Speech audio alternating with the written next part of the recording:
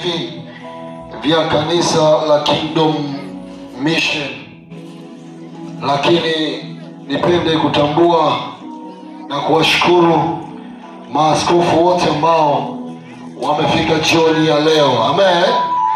Kama walivyojitambulisha, Mungu wabariki. Madaktari na viongozi wote ambao mko mahali hapa, lakini pia niwashukuru wote ambao wamekusanyika hapa. Ni waambie tu, kama tungepata nafasi ya kwenda mbinguni na kuona namna ambavyo Mungu anawafurahia, kati wengine wamekusanyika kuangalia mipira, wengine wamekusanyika kusikiliza mambo mengine ya dunia, nyie mmekusanyika kusikiliza neno la Mungu. Mmechagua fungu jema, hivyo jipigieni makofi. Na mimi kuhakikishia kwamba hautaondoka kama ulivyokuja. Amen. Amina. Bwana Yesu asifiwe sana. Basi naomba nisiwe na maneno mengi sana.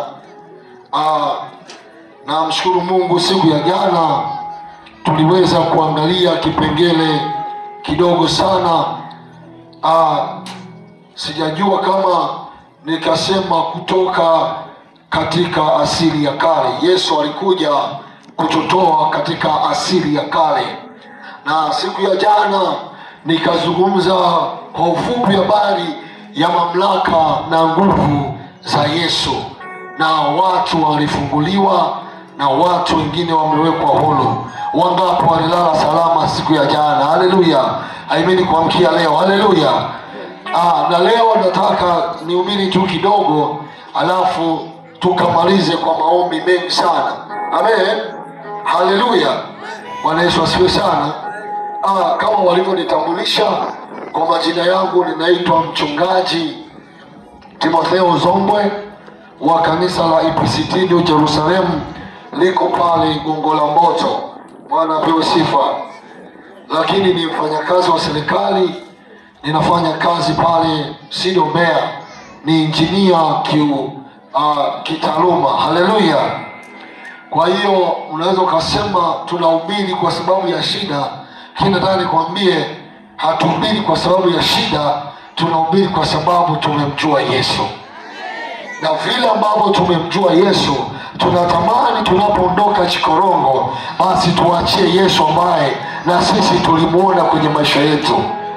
Adui alipotaka tufeli, tukose kazi, tuliona Yesu akisimama akitutetea. Nina ujasiri wa kukutangazia kwamba Yesu aliyenitetea mimi kufika hapa ndio huyo huyo atakaye kutetea na wewe ufike kwenye mahali unaona. Kama unaona uzima, Yesu atakutetea, utafika kwenye uzima. Kama unaona watoto wako watasoma, Yesu atatetea familia yako, watatokea wasomi kwenye hiyo familia. Kama unaona ndoa yako itadumu, Yesu atatokea, atatetea na ndoa yako itadumu. Sema Yesu nitetee kwa jina la Yesu. Sema Yesu nitetee katika jina lako. Sema amen. Sasa nisikilize jioni ya leo. Jioni ya leo nitaendelea na somo lile lile kwamba Yesu alikuja kututoa katika asili ya kale. Nadhani siku ya jana nilizungumza vizuri na tuliongea mambo mengi, lakini kabla sijaendelea kuhubiri, kuna mambo machache nataka nizungumze. Jambo la kwanza, unajua wote tunafahamu kwamba yuko Mungu lakini yuko shetani. Halo? Na kuna watu wengine ni watu wasiokuwa na imani kabisa. Watu wanazungumza wanasema, kama Mungu aliupenda ulimwengu akamtoa mwanawe pekee ili sisi tusipotee tuwe na uzima wa milele, kwa nini Mungu asingemuua shetani? Wangapi walisikia hicho kitu watu wakizungumza? Natamani leo nikupe majibu kwa nini Mungu hakumuua shetani, ila alichokifanya ni kumtoa kwanza mwanae wa pekee. Somebody say amen. Mtu mmoja aseme amen. Sasa nisikilize kwanza kabla sijaenda kukuambia. Ngoja nikwambie. Tunapo tunapozungumza habari ya Mungu na tunapozungumza habari ya shetani, tunazungumza vitu visivyoonekana. Halo, tikisa jirani yako, mwambie habari ya Mungu na shetani ni vitu visivyoonekana. Ila vitu hivi ni vitu vyenye nguvu, na ndivyo vinavyoleta matokeo kwenye maisha tulionayo leo. Sasa Mungu na shetani wao wana ugomvi binafsi. Halo? Halo? Halo? Mungu hana ugomvi na mwanadamu yoyote aliyoko Chikorongo. Ila ugomvi wa Mungu uko kwa shetani. Soma Ufunuo sura ya 12, maandiko yanasema shetani alipigwa mbinguni akatupwa duniani. Halo? Halo? Sasa lilitupwa lidude ambalo lilileta machafuko mbinguni, likatupwa duniani ambapo tuko mimi na wewe wenye mwili.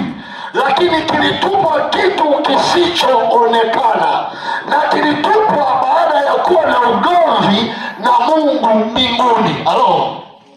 Mwambie jirani yako, ugomvi wa Mungu na shetani wewe haukuhusu.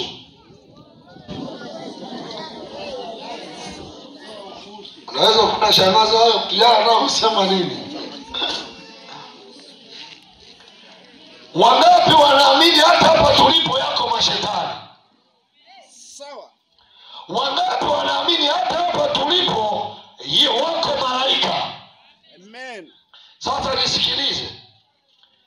Shetani alipogundua ametupwa katika dunia, na maandiko yakasema wazi, Mungu akamwambia shetani, nimekutupa duniani na utakuwa na muda mchache tu.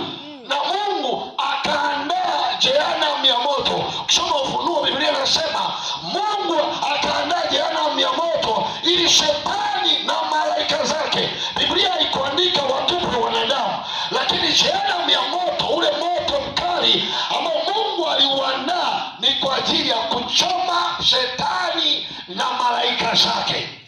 Halo? Hadi Mungu naye na sayansi kali akasema kwa kuwa umenikorofisha, akapumzike duniani. Na Mungu alikuwa na hakika ukapumzike duniani kwa sababu hautakuwa na madhara kwa wanadamu. Kwa nini? Kwa sababu wanadamu hawakuoni, kama vile ambao hapo ulipokaa inawezekana liko jini Maimuna na ulioni. Halo? Halo? Kwa hiyo ukiona kama usiku unaona ile kukaa, nisikilize. Haleluya. Shetani kwa kuwa akajua